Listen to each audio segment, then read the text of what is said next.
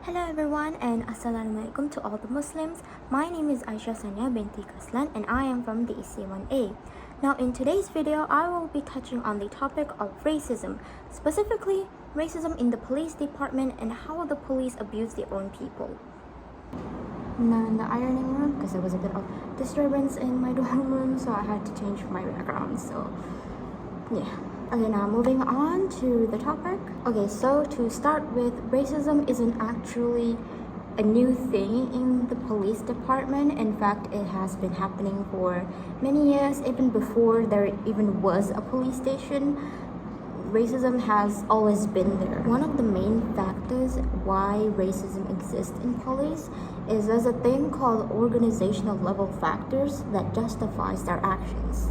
So this means if the police department sets limits for the use of force that allows police officers to use their own discretion, then the likelihood that officers will use excessive force will increase. In other words, the use of force becomes legitimized because everybody does it and nobody can say anything about it. So another common reason for the arising racism issues in Malaysia is the bias towards their own kind. For example, in 2021, a 43-year-old man named Shivabalin Subramaniam, sorry if I'm butchering his name, was taken into custody by the police to investigate an extortion case. However, a few hours later, it was revealed that the detainee had died in custody. The autopsy that was revealed by the police themselves said that he had died of a heart attack. However, citizens don't believe this, saying it's all a cover-up to hide their lies and their shady business. So we don't know what's really going on, but we could assume that something shady is going on behind the scenes. Additionally, there also exists these stereotype assumptions as to why racism might happen. So for instance, a video involving police brutality and abuse of power under the law went viral on Twitter and Instagram. In the video, 29 Malaysian Indians were wrongfully arrested to be involved in a shooting case in Selangor.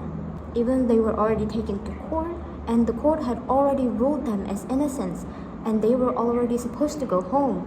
But for some reason, the police still kept them in custody for 7 weeks, approximately around 37 days.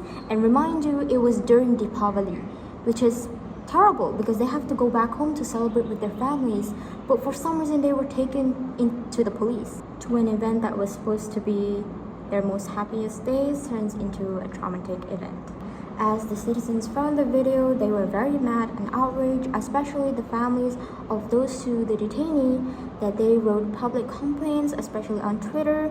You can find those comments still, to the point that the court themselves had to address the issue and release a statement to the police saying that they should not abuse the romantic process. Now, in conclusion, it is hard to say whether racism has really subsided.